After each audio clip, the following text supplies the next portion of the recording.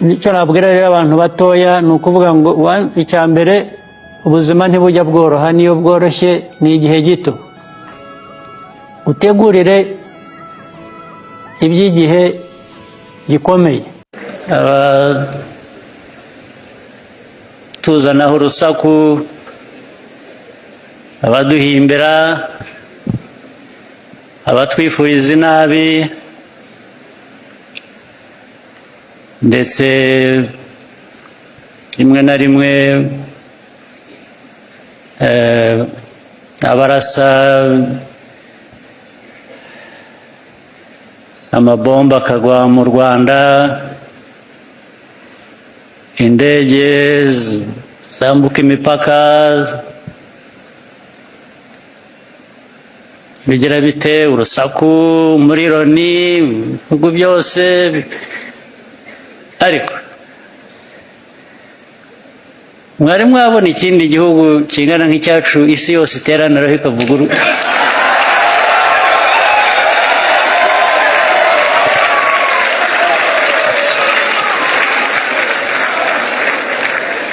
buriya hagomba kuba hari impamvu.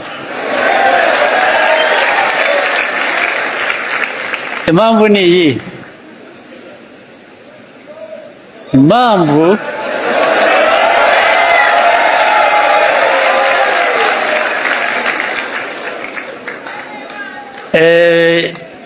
iyo uvuze jye uba uvuze nawe.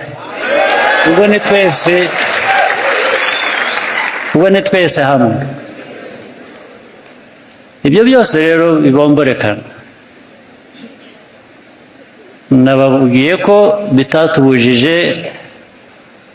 kuva mu mwaka w'ibihumbi 2020 na 2021 neza tukaba dutera imbere.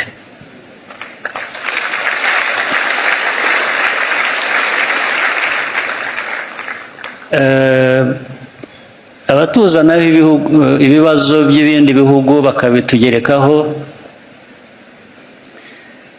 ndetse ibyo bihugu byabyo ibibazo byabo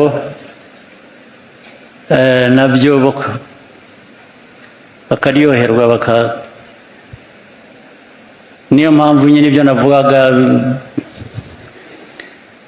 badutera imijugujugu, batera, nagira ngo mbasezeranye umuti wabyo urahari.